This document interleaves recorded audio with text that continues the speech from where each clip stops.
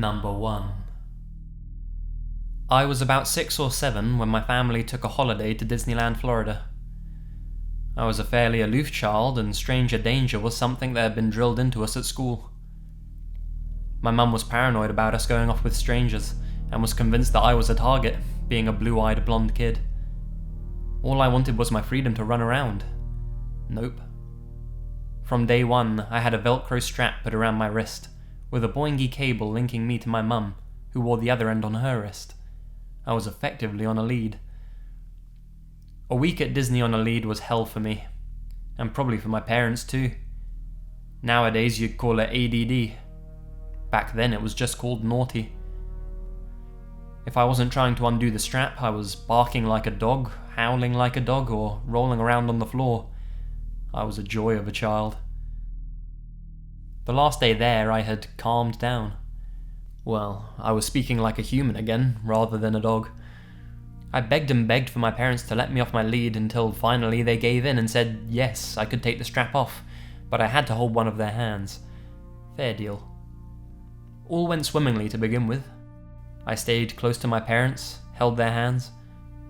As time went by, it became clear I wasn't going to run off. I was allowed moments of freedom. There were so many exciting things for me to see. All my favourite Disney characters waving, my favourite music playing. We began to cross an open area, which I think was generally towards the exit of the park. I was still hands-free. My attention was firmly fixed on Minnie Mouse, who was ahead of me, when my dad grabbed my hand. I stuck to the rules. The deal was I held my parents' hands, so off we went towards the exit to leave. When Dad started running, I began to run too.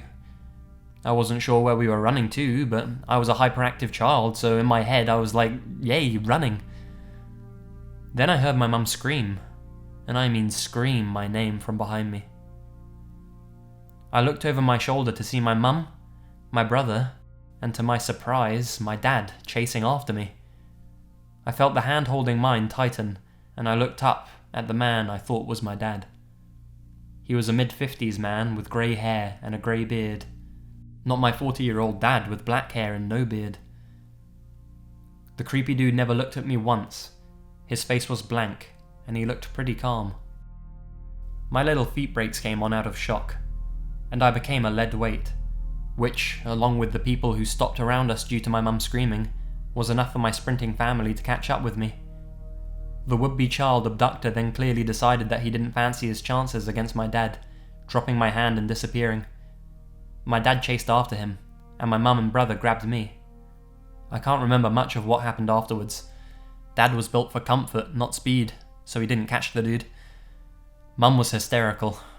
I was gutted because this meant I was never going to be let off the lead again. My parents saw the police out there, and they said that there were a number of attempted abductions around that time at the Disney park.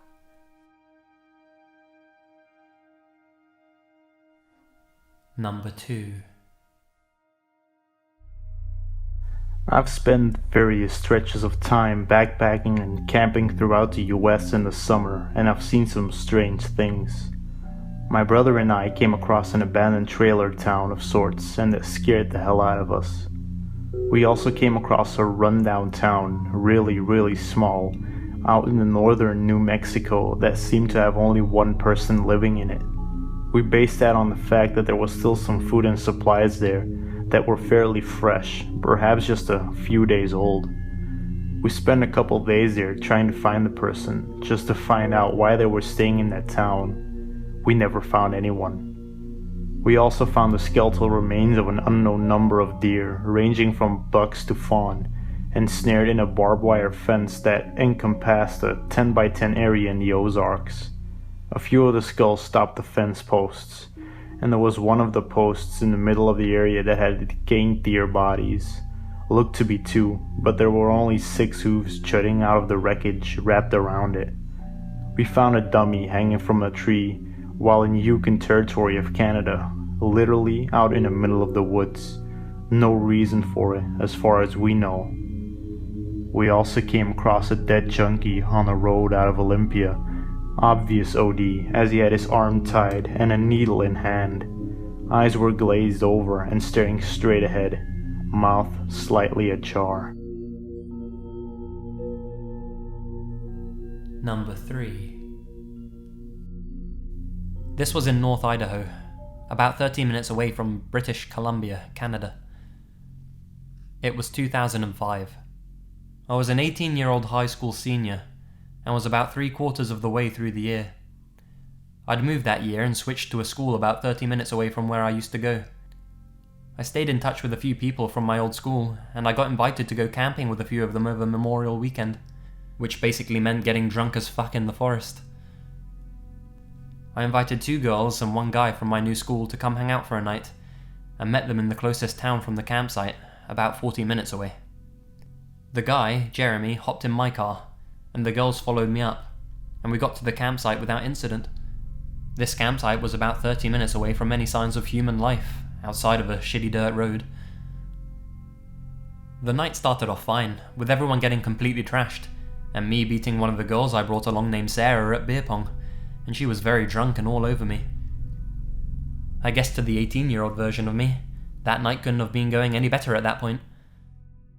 At about 12:30 AM, things started to die down, as half of us had already puked and were heading in for the night, and I was much too drunk to even try and fuck Sarah. A lot of the night is still a blur, but I remember climbing into a tent, and there were 5 of us, 3 guys and 2 girls. At around 2:30 AM, I was awakened by the sound of a shotgun. I was still very drunk, and had a hard time processing anything.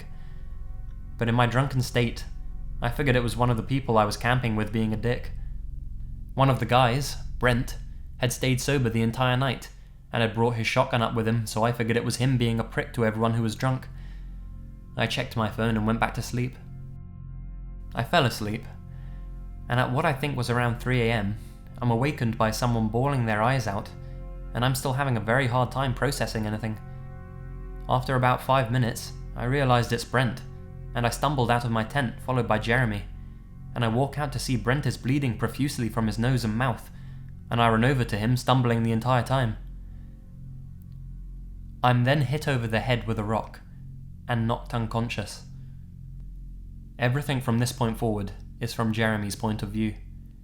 Jeremy to this day is my best friend, and has told me his version of the story many times. He says I passed by a tree, and a large man lunges out and smashed my face with a rock. After hitting me, the man lunges at Jeremy and tackles him straight on his arse. Jeremy at this time was about 5'8" and 140 pounds, and he described the man as at least 6'4" and 280. Jeremy's being choked to death by this wooded monster of a man, and he hears another gunshot from a pistol. Sarah had managed to find a pistol that Brent had also brought along with him, and fired a shot, missing the man by a large amount, but it managed to startle him, and he sprinted off into the woods. They just let him go, and Jeremy drove me and Brent to the hospital. I had 3 broken teeth and a severe concussion, and Brent had part of his tongue mutilated with a knife, and a broken nose. Brent has never talked to me or any of my friends from that point on about the trip, or what exactly happened when he was outside alone with the man, and refused to give the police much of a description. Brent still talks in a way that it's noticeable that the tip of his tongue was cut off, about 2 centimeters of it. The man was never caught, and I've never been in the deep forest since. Number 4. When I was growing up, one of my best friends told me about a very creepy situation which happened in the summer, involving him, his younger brother, and a man in the window. When my friend and his little brother were younger, they shared a bedroom. They're some years apart, but his younger brother was born with multiple of different health issues, including multiple sclerosis, and he's confined to a wheelchair and cannot take care of himself. So to keep an eye on him overnight, and his parents couldn't, they shared a bedroom. One night, my friend randomly woke up for no particular reason and happened to glance over at his younger brother, but noticed something very startling. A strange silhouette of a man wearing a top hat looking in through the window behind his younger brother's crib. The first thing my friend did was jump out of the bed and turn the lights on, then ran to his parents' room to tell them what he saw. When his parents came back into the room to investigate, his younger brother was having a seizure in his crib. A few of his family members say it was his younger brother guardian angel standing in the window that night, and my friend believes it was death.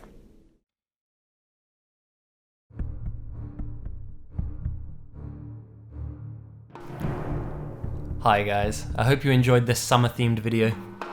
We have a saying over here in England, we love the summer, it's our favourite day of the year. I'd like to thank Haunting Stories for helping me with this episode. You should check their channel out if you haven't already. A link's in the description. Don't forget to click that subscribe button there at the top of the screen and check out the other content that I have on my channel as well. I hope you'll enjoy all of it as much as you did this one. My next Scary Stories video is going to be posted on Saturday rather than Friday as well, seeing as I'm going to be away in Amsterdam for a bit, enjoying my summer. So until then, enjoy these pleasant summer evenings, and remember, the best things happen in the dark.